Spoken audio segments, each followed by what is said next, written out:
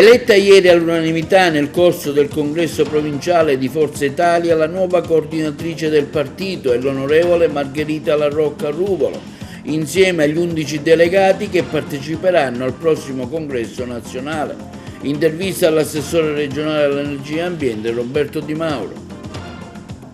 Si va verso la normalizzazione a Licata dopo l'incendio della scorsa settimana, così ci ha dichiarato il primo cittadino Angelo Balsamo.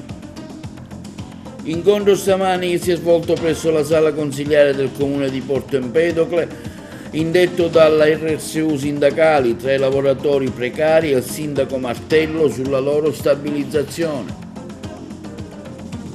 Denuncia dell'avvocato Pennica circa le tante criticità esistenti alla stazione centrale di Agrigento, tra queste l'ascensore guasto, un fatto grave per le persone diversamente abili che non hanno la possibilità di prendere il treno. Il giorno della memoria è stato ricordato anche dai giovani della parrocchia del Sacro Cuore Immacolato di Maria d'Agrigento a Realmonte, manifestazione presso la sala consiliare del comune. Festeggiata ieri a Giardina Gallotti la festa del patrono da parte dell'ente sordi, alla presenza dei rappresentanti regionali e provinciali. L'Acragas perde fuori casa con il Trapani, il Pro Favara vince con la capolista Nissa a Caltanissetta.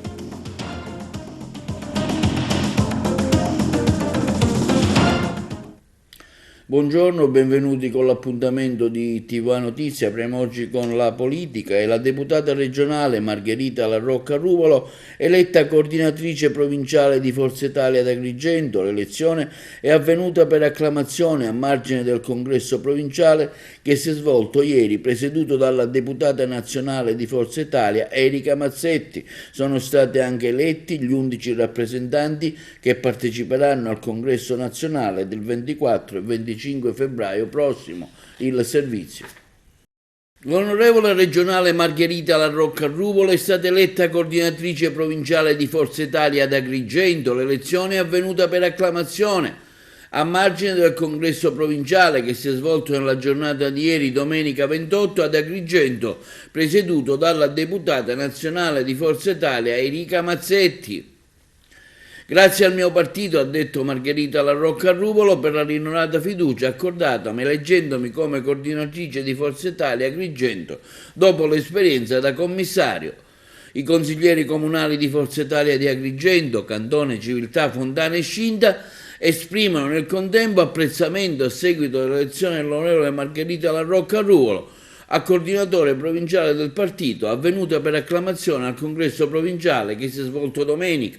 I consiglieri comunali agrigentini affermano: rinnoviamo stima e condivisione, augurandole un proficuo lavoro all'onorevole Margherita La Rocca Ruvolo, personalità di elevato profilo e di comprovata esperienza e capacità politica. Il partito si vede oggi protagonista di due eventi fondanti, uno il 26 gennaio, i 30 anni di vita di questo partito, due i congressi che si stanno celebrando un po' in tutta Italia in queste ore, in queste giornate, un tesseramento che è andato alla grande, un partito che si attesta verso il 10%, il lavoro encomiabile che ha fatto il segretario Tajani, ma che ancora prima di lui aveva fatto Silvio Berlusconi, sull'onda di Silvio Berlusconi, nel ricordo di quello che è il partito come partito liberale, partito pluralista, partito che guarda a quelle che sono le esigenze di un territorio. Noi oggi siamo chiamati a continuare su questa linea, a dare risposte alla nostra provincia, al nostro territorio e pensare ed essere proiettati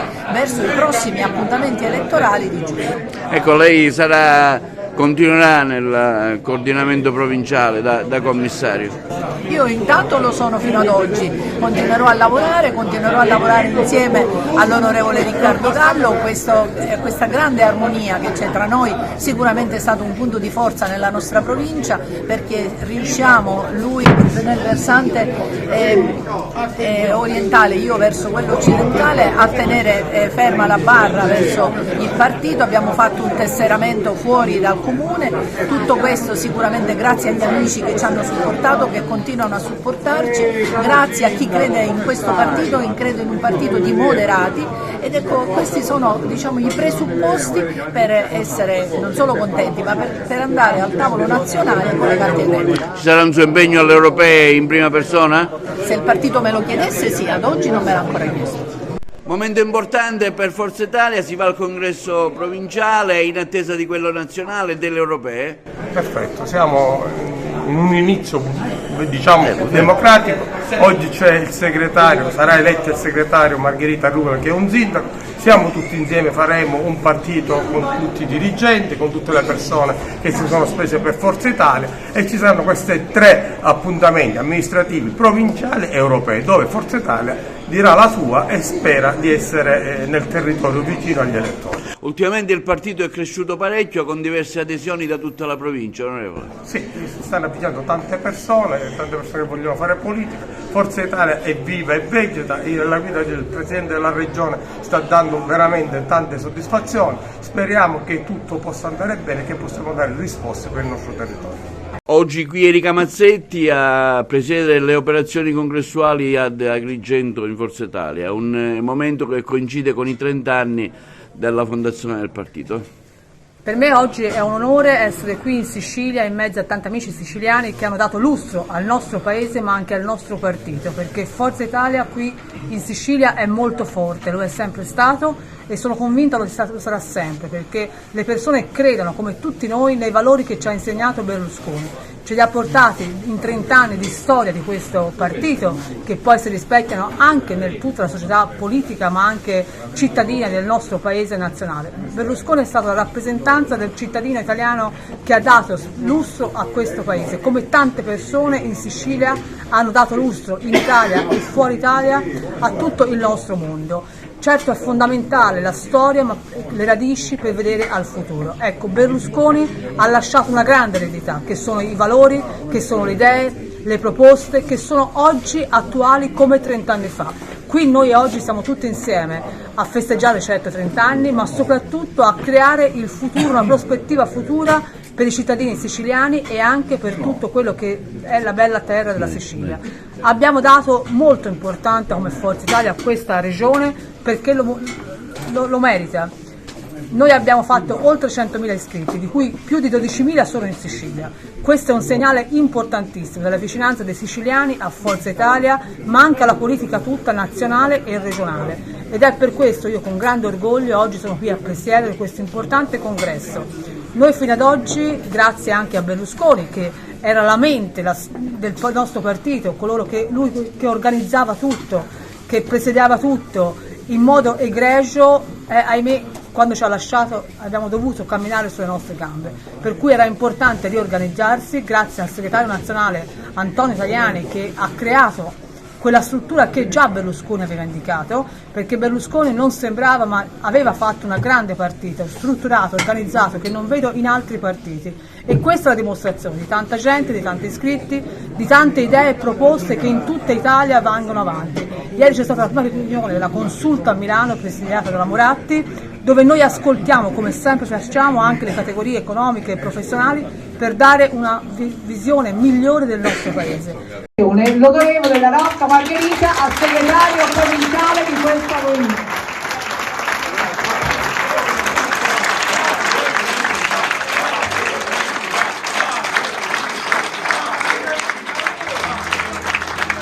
E al congresso di Forza Italia ha portato il suo saluto anche l'assessore regionale all'ambiente, l'agrigentino onorevole Roberto Di Mauro, per la sua parte politica. Lo abbiamo intervistato anche su tematiche inerenti al suo mandato assessoriale. L'intervista. Onorevole Di Mauro, oggi presente a questo congresso di Forza Italia, e ultimamente c'è stato un avvicinamento tra lei e l'onorevole Gallo, l'abbiamo visto anche agli auguri di Natale. Ecco, cosa vuol dire da un punto di vista politico anche per la nostra città? Ma c'è un clima di serenità, di operatività, l'interesse per la nostra provincia, l'interesse per la città di Agrigento al di sopra di ogni piega politica, e quindi la convergenza nella guida dell'amministrazione comunale porta questa città a poter contare su risorse importanti. Stiamo lavorando per la costruzione anche del CIS insieme all'onorevole Gallo e ai colleghi di Fratelli d'Italia. Su queste basi confermiamo assolutamente un'intesa importante con Forza Italia e con Fratelli d'Italia. La mia presenza qui è per ribadire questa intesa. Ecco, parliamo anche di future alleanze anche in vista delle europee. Ci sono movimenti, questo incontro tra Cuffaro e Lombardo è avvenuto ieri sera, insomma cosa c'è in pentola?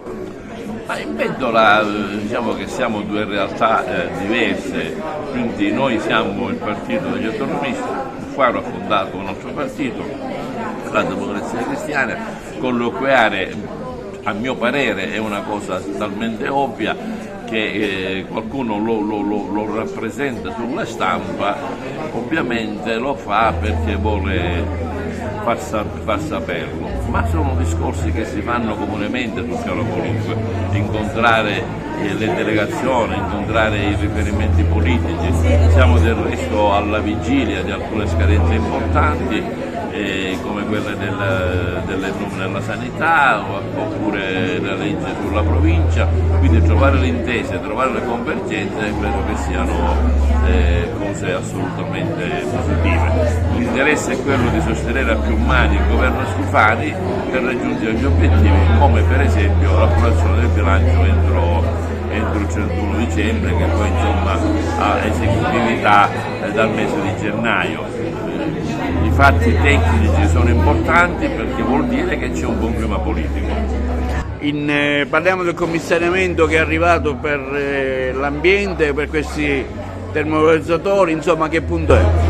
Ma ancora diciamo che bisogna passare alle vere fatti. C'è una necessità, quella di rincorrere i tempi, perché c'è una metodica nella tempistica che sentivamo la necessità per raggiungere l'obiettivo di risolvere il problema dei rifiuti, di fare in modo, attraverso il nome del commissario, di accorciare i tempi. Tutto questo non vuol dire sganciarci dai vincoli ambientali, dai vincoli paesaggistici, dai vincoli archeologici, perché questi vanno assolutamente rispettati, però aspettare mesi e mesi per avere un parere di un qualsiasi ente certamente non è cosa buona, quindi la nome del commissario è proprio rivolta ad accelerare i tempi nel rispetto di quelli che sono tutti i pareri che debbono essere espressi. Senta, mi riferisco alla riunione di AICA, si è poi arrivati a un accordo per i comuni diciamo in contenzioso?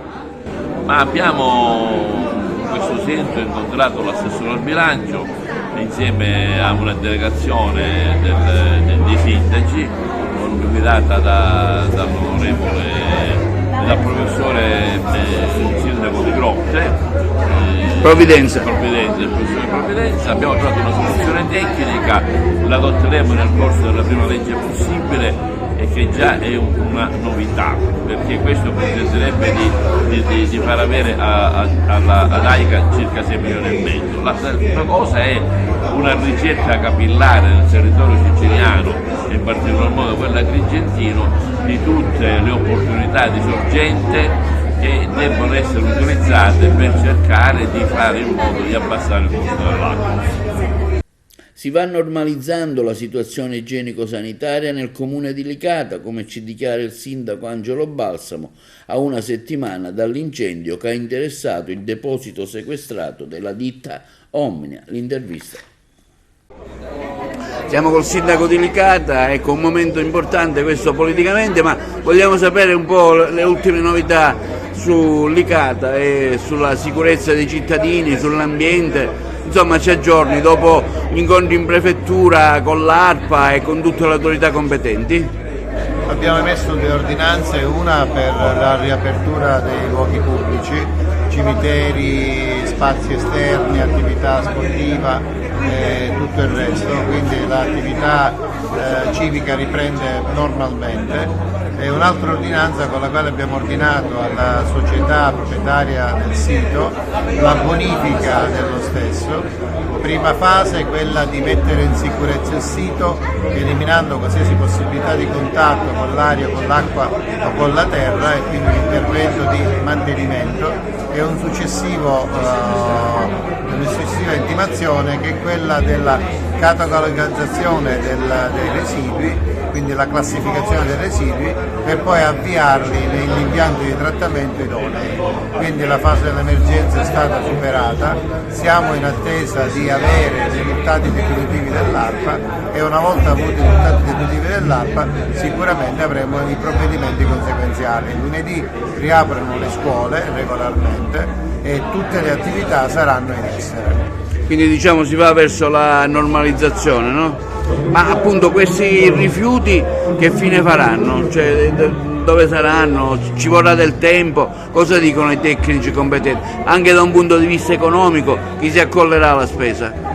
Ma io mi sono interfacciato con Sua Eccellenza il Prefetto, e con Sua Eccellenza il Prefetto abbiamo pensato e elaborato l'ordinanza che è stata notificata all'Omnia, nella quale si ordina all'Omnia di dare di seguito alla bonifica del sito. In assenza ci sarà un tavolo tecnico in prefettura con tutti gli organi preposti affinché si individuino le competenze e le funzioni, gli enti che dovranno poi occuparsi di svolgere in maniera succedanea all'Omnia la bonifica del sito.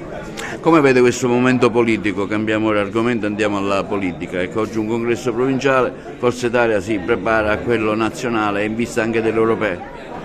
Ma sicuramente è un momento di grande impegno politico in prospettiva delle europee, e tutti i partiti si stanno organizzando e riorganizzando. Forza Italia in un momento particolare perché il suo leader naturale Silvio Berlusconi non c'è più, ma il partito continua a essere vivo e vitale, presente sul territorio, e oggi la dimostrazione si ha con la presenza massiccia di tanti simpatizzanti e militanti che rendono questo partito vitale nella nostra democrazia.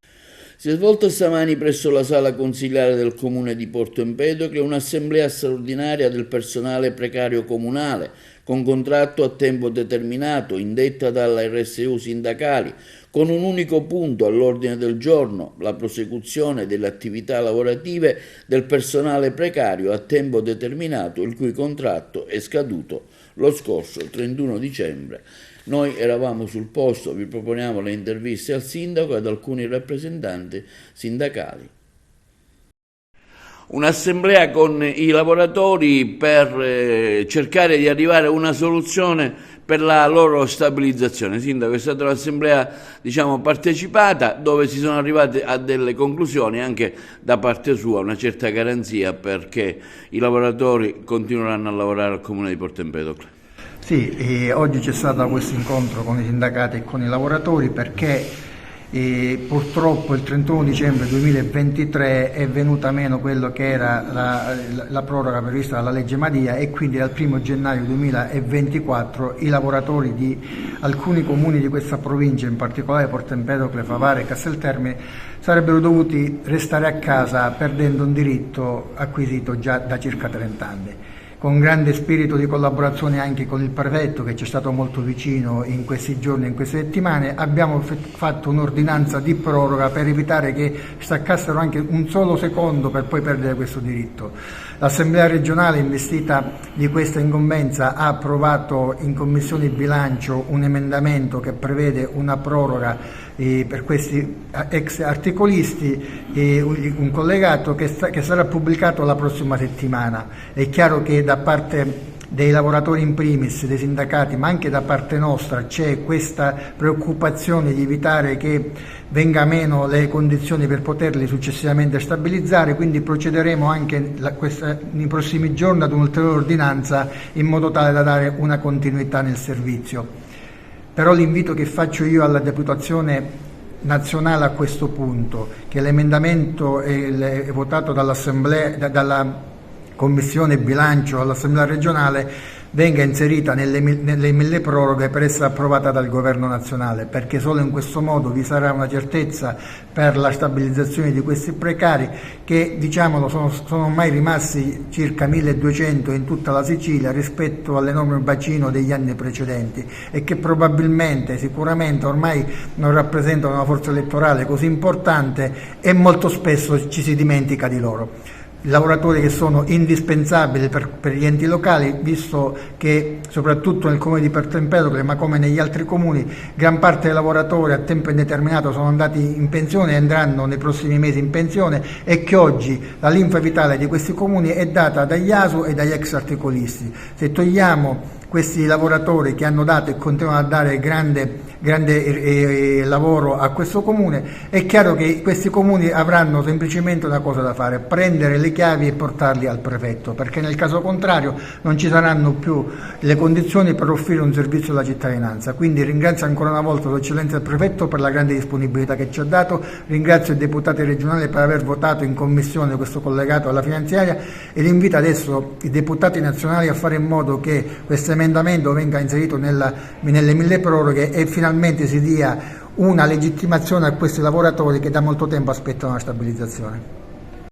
Confronto con l'Assemblea dei lavoratori con l'amministrazione comunale per la stabilizzazione dei lavoratori al comune di Porto Empedocle e non solo. Ecco, siete stati soddisfatti da questa riunione?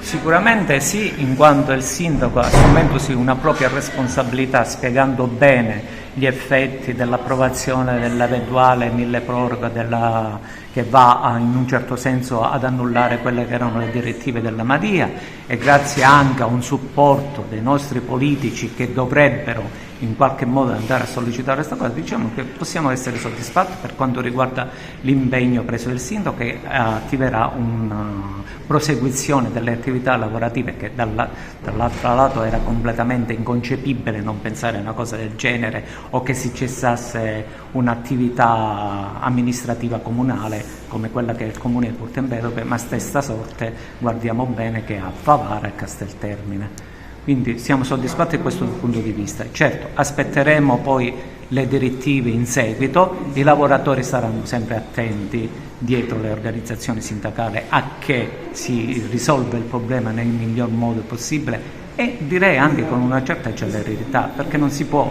dall'oggi domani stare sempre con questi pericoli o aspettare che ci sia un buon senso da parte di qualche amministrazione comunale attraverso i sindaci nel dire me ne assumo le responsabilità io.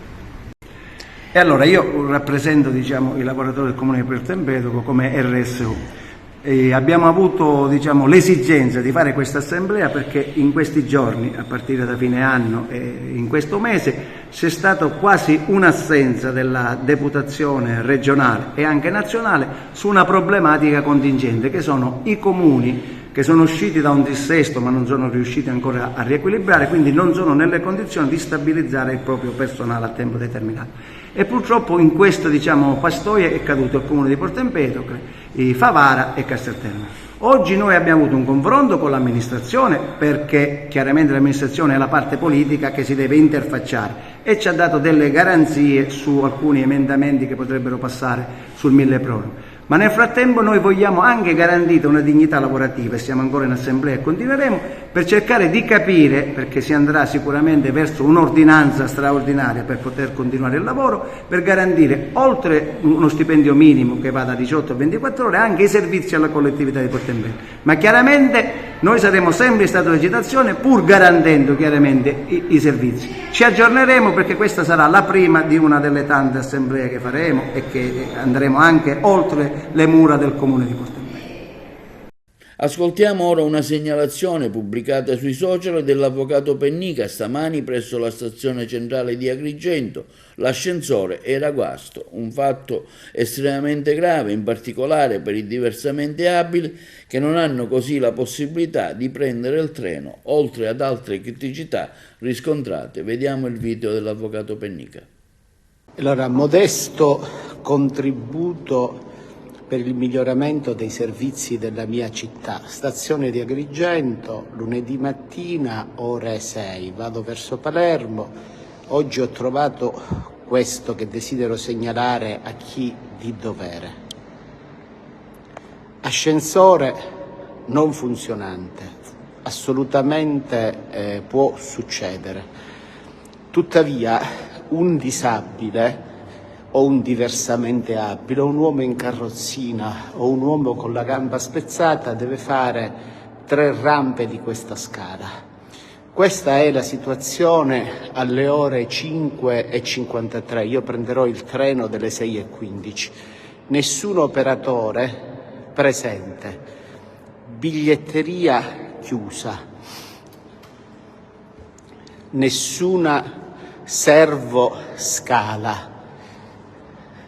Una unica o 2 forse macchina di distributori automatici, non funzionano le monete, come se avere monete in tasca fosse reato. Mi chiedo il turista che non ha il bancomat, e questa è la situazione. Un diversamente abile a chi dovrebbe rivolgersi? Perderebbe chiaramente il treno e quindi non avrebbe la possibilità di recarsi al lavoro. Tutto questo può accadere, anzi, credo che nessuno sia perfetto. Tuttavia, caro sindaco Miccichè o cari funzionari dell'ente ferrovie, credo che ci sia l'ingegnere Bosco, credo che fosse una mia conoscenza in gioventù, è sufficiente che attraverso anche il PNRR, di cui nelle conferenze stampe fate ampio, ampia propaganda, finanziaste un servizio per il turismo accessibile. Nel 2025 non verranno solo normodotati, verranno anche gente in carrozzina, famiglie che sostanzialmente hanno al seguito i disabili, presidente della regione Schifano, deputazione, oltre l'inaugurazione del treno con i lavori che sono da tempo così, anche per quelli meno fortunati. Non bisogna necessariamente vivere il problema, è la coscienza che secondo me dovrebbe portarci a segnalare. Io non denuncio, segnalo, perché magari i politici dormono oppure alle 8 vanno al bar, chiaramente a curarsi il palato con un buon caffè anche offerto, ed è giusto. Però chi lavora la mattina e chi si alza tra le 4:30 e le 5 e va a guadagnarsi un pezzettino di pane, perché ormai secondo me chi porta a casa i soldini per coprire le spese è un fortunato, anche tra noi liberi professionisti, per essere molto chiaro, anche tra noi liberi professionisti, insomma, segnalare il problema non è male. Questo chiaramente nella logica del miglioramento dei servizi, non in altre logiche che non vi appartengono. Peraltro soltanto per i più curiosi faccio vedere una chiesetta dove venne Papa Wojtyla, bellissima, regolarmente chiusa a quest'ora sicuramente. Ecco, speriamo che con l'aiuto del buon Dio qualche mente si illumini. Certo, 2 settimane fa qui c'era una grande passerella e una grande inaugurazione di tutti i partiti, nessuno escluso, per carità, per un servizio che è stato inaugurato, questo nuovo collegamento diretto con la regione siciliana tra Agrigento e aeroporto di Palermo, che è meritevole. Grazie per quello che avete fatto, anche se è un nostro dovere avere questi servizi, ma grazie. Però adesso pensate pure un poco a quelli che dovrebbero raggiungere l'aeroporto e che sono, in carrozzina. Non è male, non è né un'azione caritatevole, né una richiesta pietistica, né una richiesta di chi indirettamente o direttamente ha vissuto o vive il problema. È una richiesta di piccola civiltà. Linea alla regia per gli spot pubblicitari. Il giorno della memoria è stato ricordato anche dai giovani del gruppo della parrocchia del Cuore Immacolato di Maria al villaggio Mosè di Agrigento nel corso di un ricco spettacolo. Era per noi sul posto Margherita Tropiano. Questa sera si parte da un momento di riflessione sulla Shoah, il 27 di gennaio come ricorrenza per ricordare. Ecco, voi avete coordinato e gestite e quotidianamente anche preparate un gruppo di giovani. Ci parli un poco di come svolgete questa attività? Allora, noi non lo facciamo, ci proviamo sempre con l'aiuto del Signore che ci guida.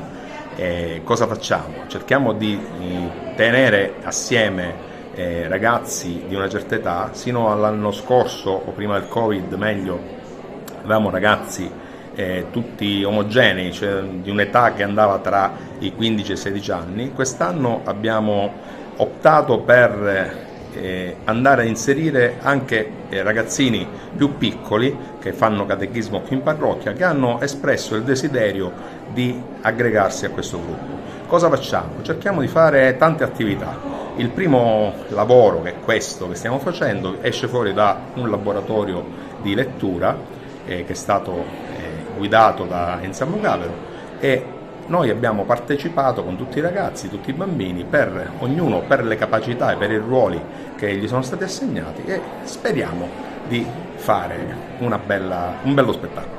E per il proseguo delle vostre attività, cosa avete in mente, a cosa state lavorando, come state organizzando questo gruppo di giovani? Allora, noi abbiamo fatto un programma che è molto ambizioso, ma non è stato stilato da noi adulti, è stato stilato dai ragazzi, secondo i loro desideri, secondo la loro espressività, e quindi cercheremo di svolgere attività che vanno dalla lettura a quello che possono essere i temi di ogni giorno, come potrebbe essere l'intelligenza artificiale, come potrebbe essere l'ambiente, cercando sempre di rimanere con i piedi per terra, senza nessun pensiero strano, ma semplicemente stando all'interno della parrocchia, che è quella che fondamentalmente ci ospita e quindi ci guida. Oggi la parrocchia del villaggio Mosè ha voluto dare un nuovo messaggio, quello di una comunità che lavora anche, che va oltre il discorso spirituale, ma che tratta temi di attualità. Cosa avete organizzato? Abbiamo voluto celebrare insieme ai giovani insieme al gruppo giovani della parrocchia un momento di riflessione che vuole essere sì ricordo e omaggio alle vittime dell'Olocausto, ma anche un'opportunità proprio per riflettere sulle emergenze di oggi, sui problemi che ci sono e quindi sui pericoli che ci sono e che potrebbero portare a un ripetersi dell'Olocausto. Lei ha ideato il progetto che stasera verrà portato al pubblico, come è stato concepito? Allora, siamo partiti da un laboratorio di lettura sul libro di Liliana Segre, Scolpitelo nel vostro cuore, da cui il titolo di questa rappresentazione di questa sera. Durante questo laboratorio quindi abbiamo letto il libro, ci siamo soffermati sui momenti storici, sulle vicende raccontate da Liliana Segre e anche sulle emozioni che vengono fuori da questo libro, le emozioni di Liliana Segre che lei fa trasparire attraverso le sue pagine. E abbiamo poi alla fine fatto una riflessione sulle emergenze di oggi. Ecco, da lì poi è nata l'idea di fare una rappresentazione, quindi attraverso delle letture, abbiamo scelto dei brani più significativi di questo libro, e quindi ci saranno letture da parte dei giovani e anche di meno giovani, accompagnati da video, da immagini e anche da brani di musica toccanti, devo dire. L'aula consiliare del Comune di Realmonte ha ospitato la commemorazione del Giorno della Memoria, una riflessione sulla Shoah, sulle leggi razziali approvate sotto il fascismo, sulle vittime italiani, ebrei e non uccisi, deportati e imprigionati e tutti coloro che si sono opposti alla soluzione finale voluta dai nazisti. L'evento è stato coordinato dal professore Luciano Carruba, quindi il saluto del sindaco, gli interventi dell'avvocato Gaetano Salemi, primo vicepresidente Lions Club Agrigento Valle dei Tempi, del professor Stefano Tesè, che ha portato il saluto della dirigente scolastica dell'Istituto Garibaldo, professoressa Paolo Catanzaro, e ha letto una testimonianza di memoria storica locale del professore Cottone. La serata è stata arricchita anche dal contributo della poetessa Liliana Arrigo, dalla relazione storica di Gero Di Francesco, condirettore della rivista Studi Storici Siciliani, e dalla relazione del dottor Carlo Palermo, storico. Nell'ambito del gemellaggio per i beni culturali tra la Sicilia e la Corea del Sud si è svolto stamani presso la sede del Museo di Agrigento un simposio nel quale sono intervenuti esperti del settore. Le interviste. Come nasce questa iniziativa, il gemellaggio tra la Sicilia, Agrigento e la Corea del Sud? Allora, si tratta intanto vorrei ribadire, si tratta di un momento secondo me storico per Agrigento, perché Agrigento, che per tanti anni era stata additata quale esempio del maltrattamento dei beni culturali, della bellezza della cultura, non solo è capitale della cultura di nome designata, ma diventa capitale della cultura nei fatti, perché una delegazione eminentissima proveniente dalla Corea del Sud viene qui da noi per importare nel proprio paese il nostro modello di tutela e di valorizzazione, quindi noi siamo diventati l'esempio non solo italiano, quindi a livello globale, di come si fa la tutela e la valorizzazione dei beni culturali. E noi abbiamo avuto questo contatto, abbiamo avuto la richiesta da parte di questa delegazione proveniente da Seul di fare questo incontro proprio qui in Sala Zeus, perché la Sala Zeus di Agrigento ha ispirato la Sala Pagoda del Museo di Seul, e quindi è un contatto, diciamo, diretto fra le due culture. È un progetto che ha avuto il prestigiosissimo patrocinio del Ministero degli Esteri, che ha voluto fortemente patrocinare questa iniziativa, dell'assessorato regionale ai beni culturali e poi chiaramente delle istituzioni locali, il Teatro Pirandello, il Conservatorio Toscanini, ovviamente la città di Agrigento e l'Ente Parco. Ci tenevo a dire che mi sembra, ieri pomeriggio c'è stato anche un evento al Teatro Pirandello, e mi sembra che questa manifestazione si incardini perfettamente nello spirito di Agrigento capitale della cultura, forse se non la primissima, una delle prime, insomma, manifestazioni che veramente incarna lo spirito di Agrigento capitale della cultura 2025. Le chiedo l'importanza di questo gemellaggio tra la Corea del Sud, la Sicilia, in particolare Agrigento, per valorizzare i beni culturali. E allora questa questione proprio nasce una questione personale, inizia questa sensazione che avevo avuto 30 anni fa da questo tellamone che mi ha dato grande sensazione. Alla fine comunque ho applicato in Seul quel monopezzo più grande del mondo del museo, ho applicato quello che vedete, questo della pagoda di 13,5 metri di pagoda che ho messo dentro, così ho fatto influenzare il museo nazionale così grande. Seguendo questo della sensazione di 30 anni fa del mio professore Minissi, che ha realizzato questo museo, che soprattutto ancora tutto il mondo, il Louvre in Germania, Pergamon, eccetera, eccetera, ancora non sono arrivati a questo livello del museo su misura.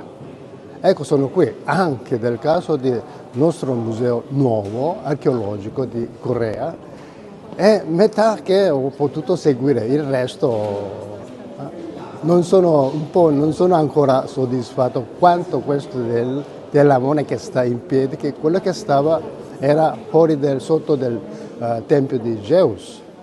Ecco, tutto questo, il motivo nasce da là, e poi ho trovato gli amici coreani della danzatrice, e poi cultura, giornalismo, ecco.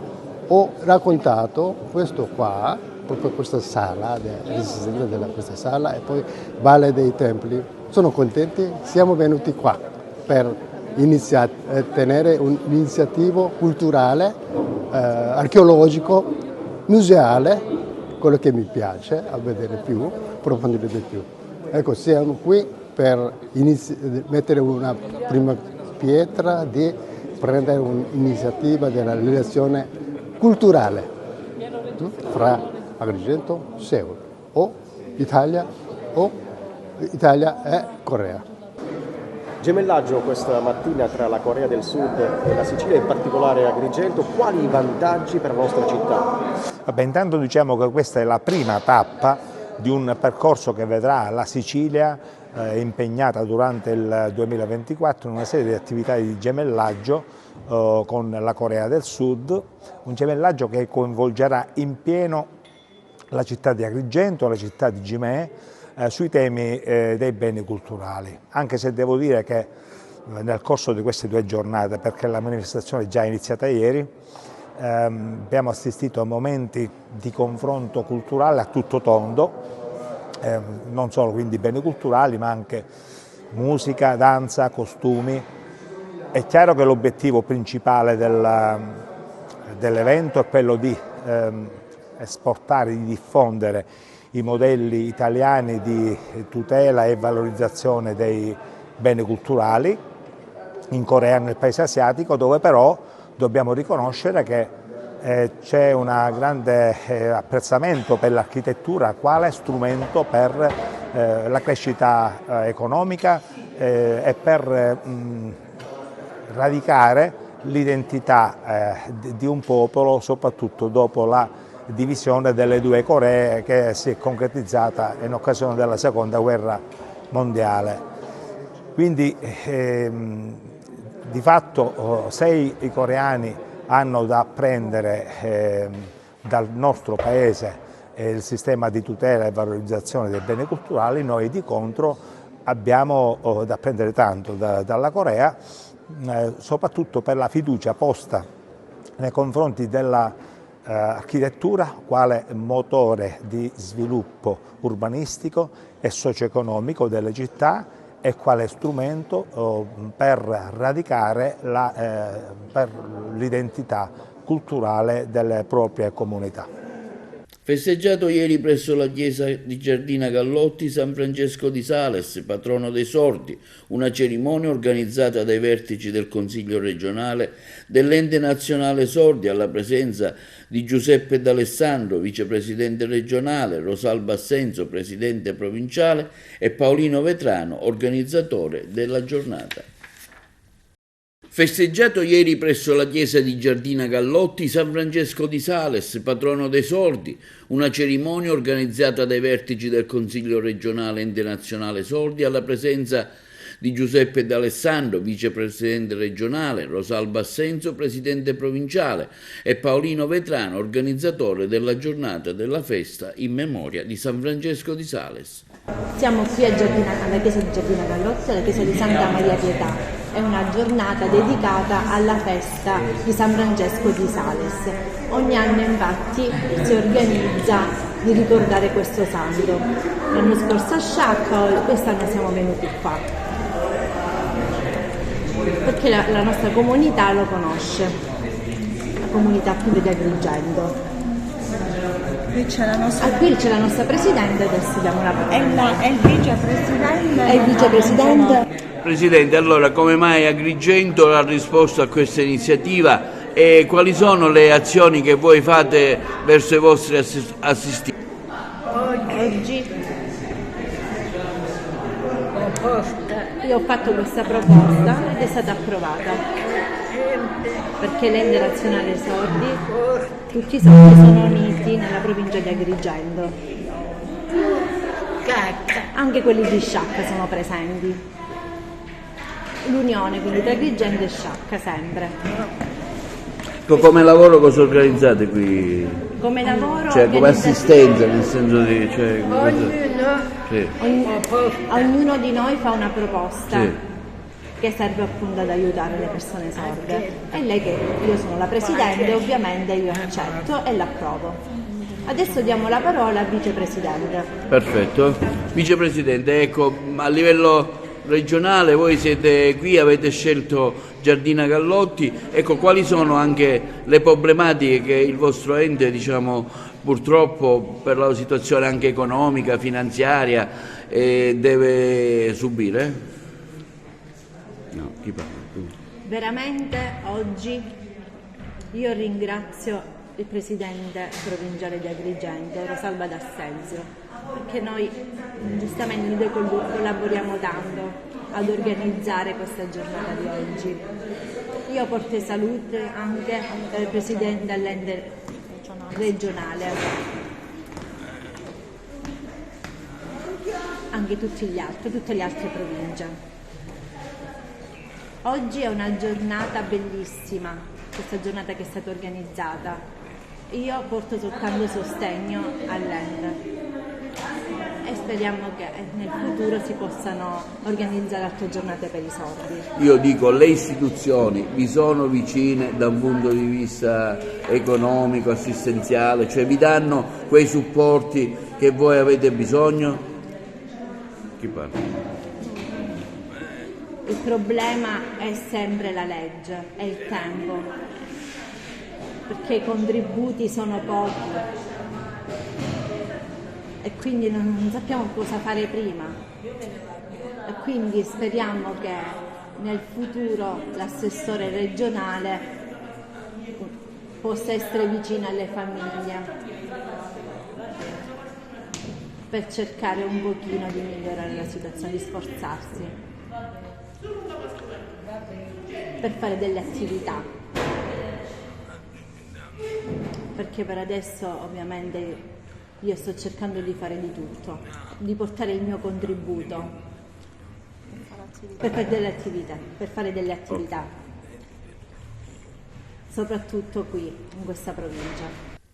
È scomparsa l'attrice Sandra Milo, avrebbe compiuto 91 anni il prossimo 11 marzo, il servizio di Eugenio Cairone.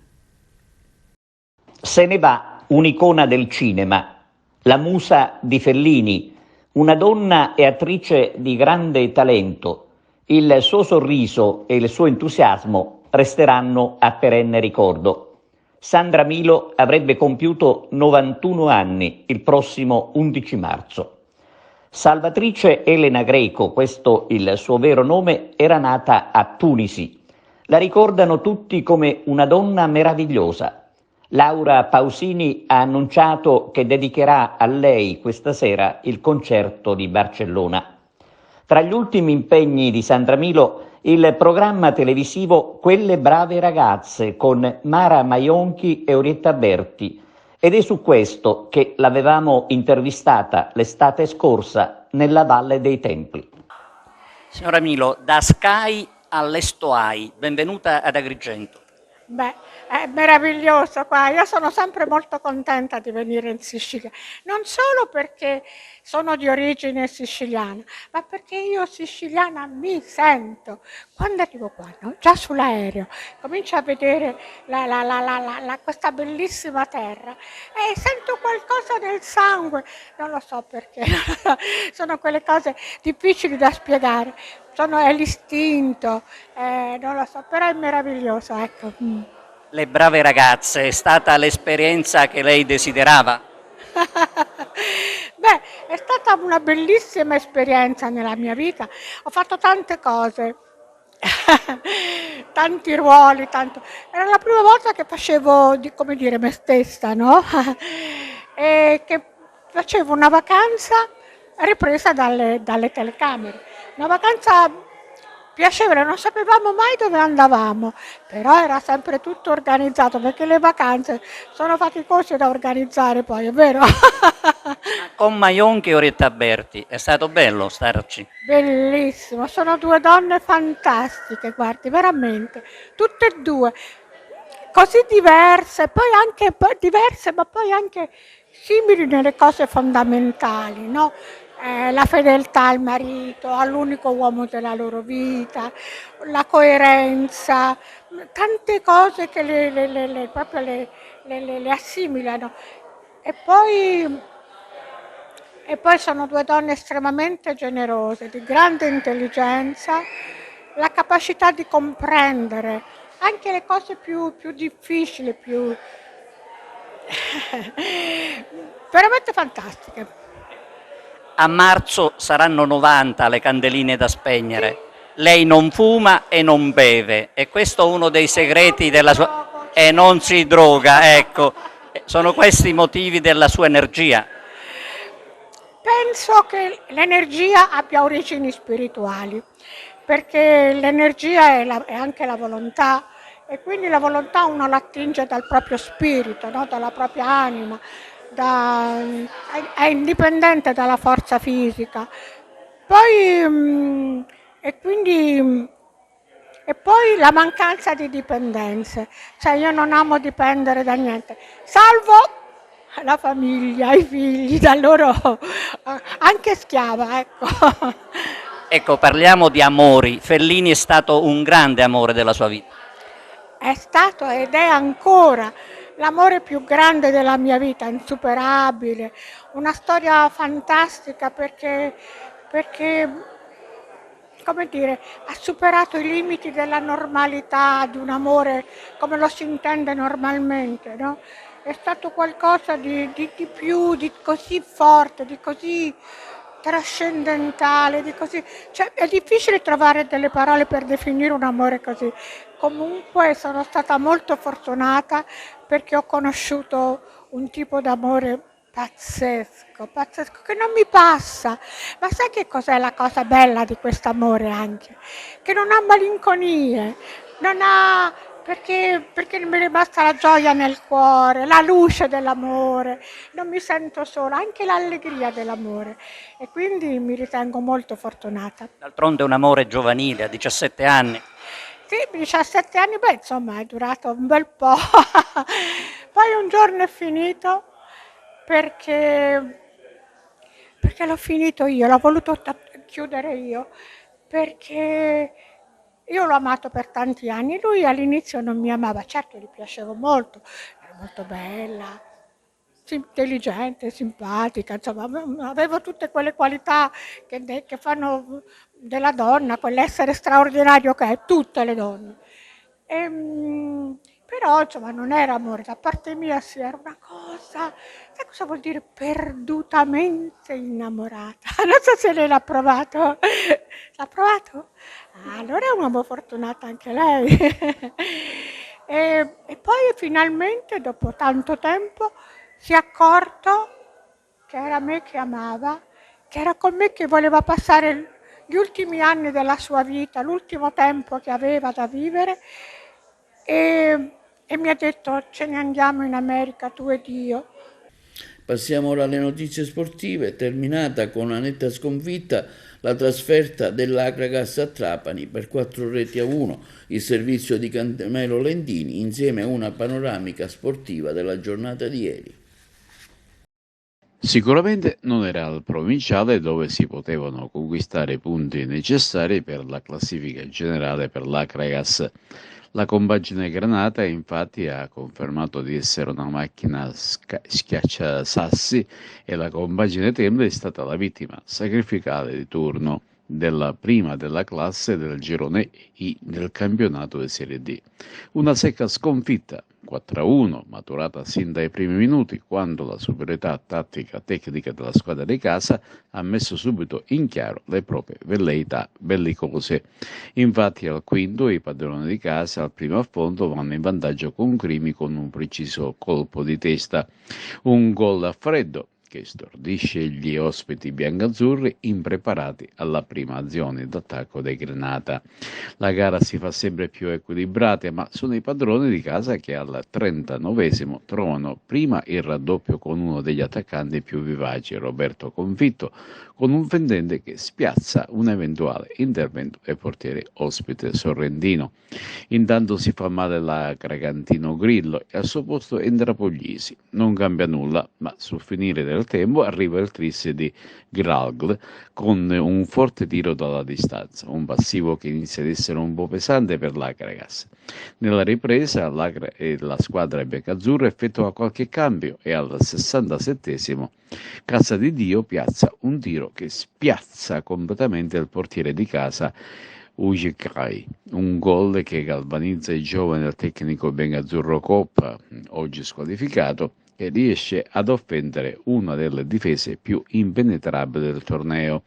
La gara scorre tranquilla sino al 76esimo quando l'Avanti Cocco riesce a superare il portiere sorrentino con un preciso e beffardo quarto gol.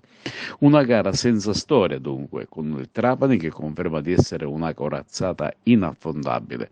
Mercoledì prossimo si ritorna in campo con l'Akragas che in casa sarà impegnato nell'infrasettimanale contro il Castrovillari, ricordiamo, a porte chiuse, mentre la capolista sarà di scena fuori contro il Real Castelnuovo. Intanto faccio i complimenti alla società Trapani per l'accoglienza, perché ci ha trattati da una squadra importante e questo ne va atto. Quando abbiamo preparato la partita in settimana sapevamo di incontrare una grande squadra, una squadra che, come dice il Presidente, non per la categoria forse è un lusso, e abbiamo preparata per limitare il più possibile loro, ma per cercare di giocare anche noi. Naturalmente quando incontri queste squadre importanti subire subito gol è una cosa molto negativa, e abbiamo cercato di giocare, abbiamo avuto anche delle trame importanti. Poi dopo il 3-0, il secondo tempo, ho detto ai ragazzi di godersi questa giornata, di divertirsi, perché e poi in queste categorie difficilmente trovi 6.000 persone allo stadio. Abbiamo trovato il gol, abbiamo avuto anche un'occasione per riaprirla, però nulla toglie al Trapani, ma faccio i complimenti anche all'Akragas perché è venuto qua a giocarsela, non cercare non solamente di non prenderle, ecco. Quindi complimenti al Trapani e complimenti all'Akragas. Quando si viene a giocare con una squadra del genere, parlare di reparto è un po' così. Io dico che sì, potrebbe anche essere l'approccio un po' molle, però ripeto, quando si gioca in questi campi, con questi stadi, con queste persone, magari si fa fatica, magari qualcuno ne è abituato, all'eccezione della rosa del Trapani, che il Presidente dice che c'ha 30 uomini importanti, magari qualcuno può soffrire anche l'approccio. Dispiace perché viene su un calcio piazzato, ci potrebbe essere sicuramente più attenzione.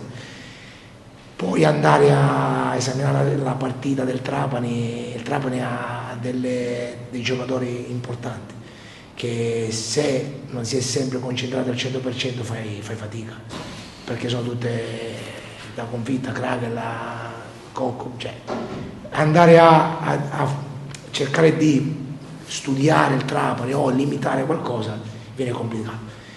Ripeto, il nostro campionato sappiamo qual è il nostro obiettivo, lo dobbiamo tenere sempre lucido, ci siamo goduti questa giornata, speravamo in meglio, avevamo belle intenzioni, però siamo fiduciosi perché il nostro campionato non finisce qui, fortunatamente ci saranno altre partite e siamo tranquilli per poter raggiungere il nostro obiettivo. Io penso che quando si subisce un gol non sia solo l'errore di chi difende, ma c'è anche la bravura di chi attacca, e quindi non sempre le colpe vengono date a noi stessi. Oggi abbiamo incontrato, ripeto, una grande squadra dove si devono fare i meriti e non sempre sono dei demeriti nostri.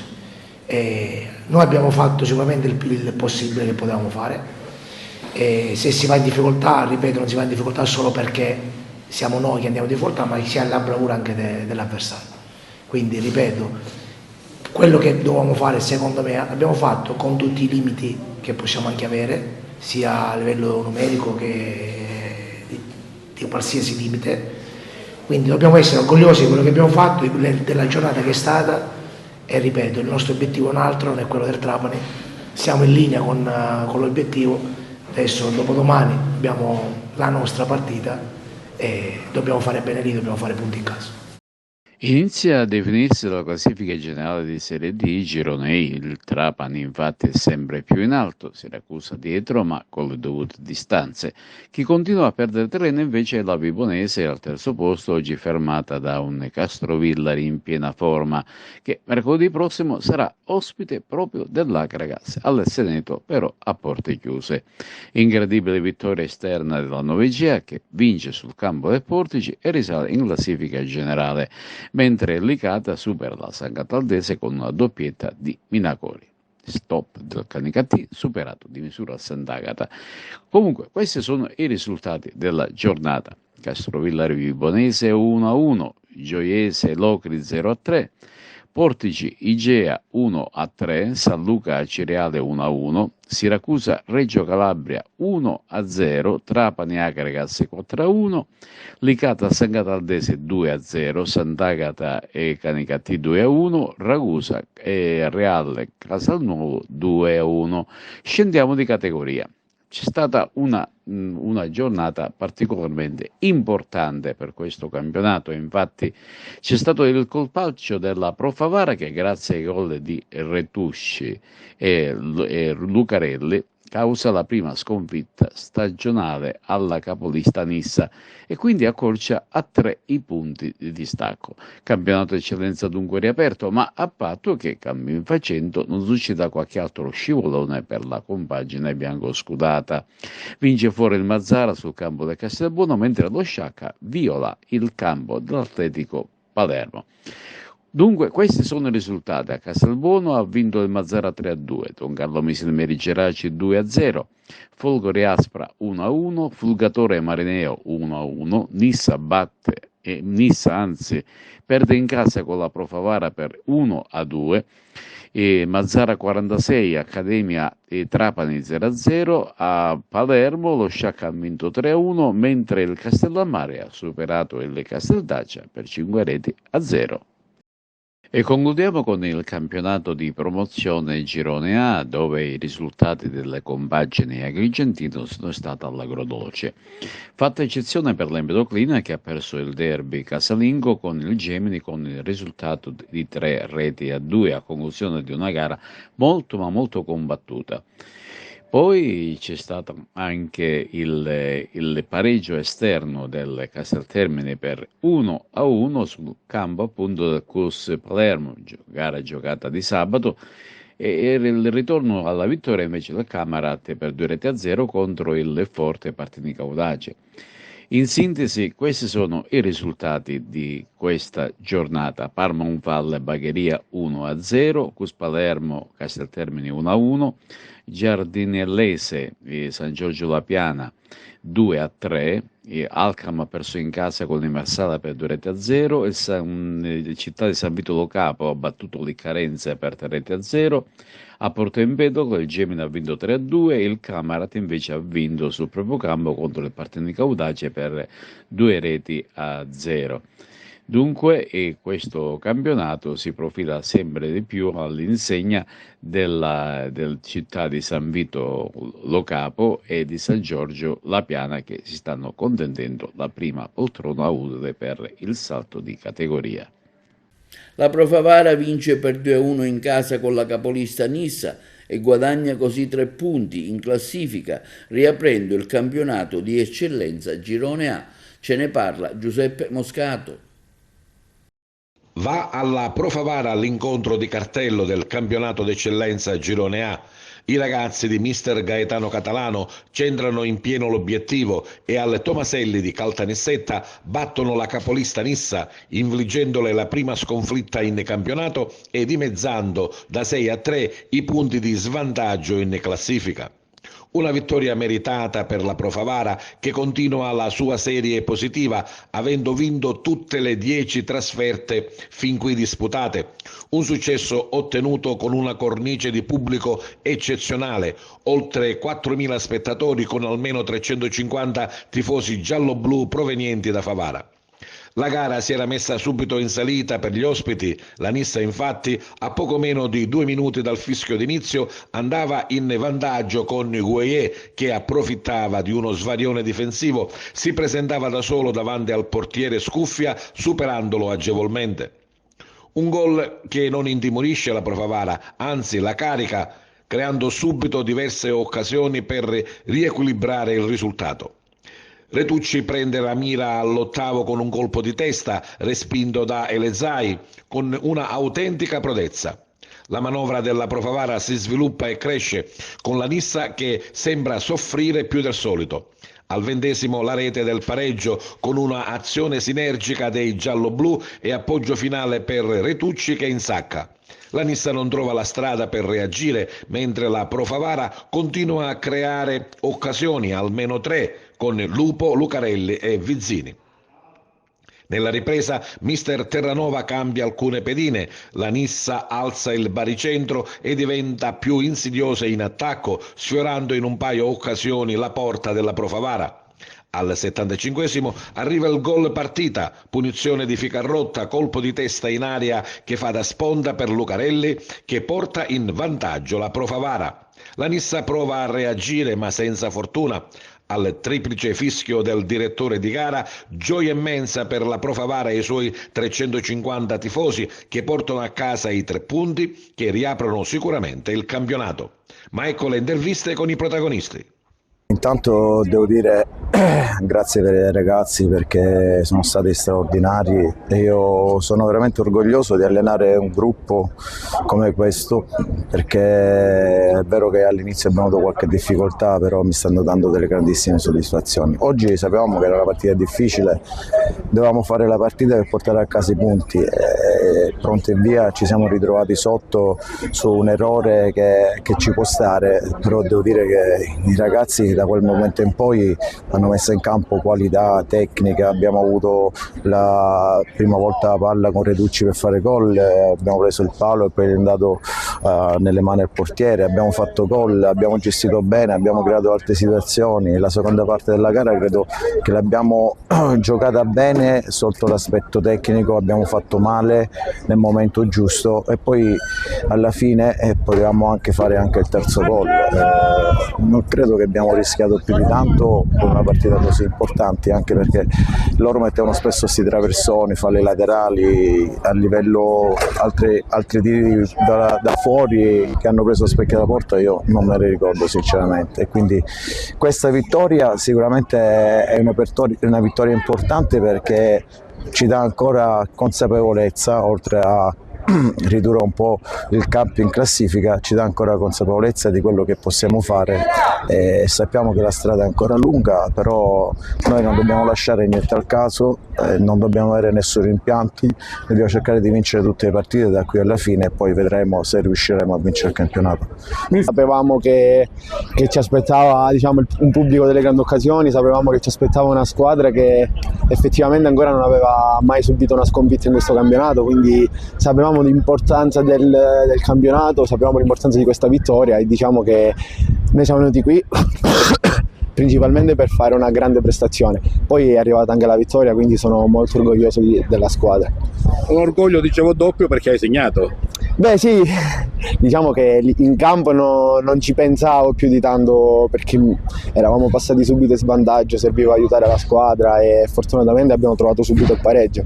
Diciamo che questo campo mi porta bene, due anni di fila che faccio gol, quindi speriamo sia di buon auspicio per il proseguimento della stagione. La partita eravamo venuti qua con un unico risultato perché anche il pareggio sarebbe stato un risultato importante ma non così importante.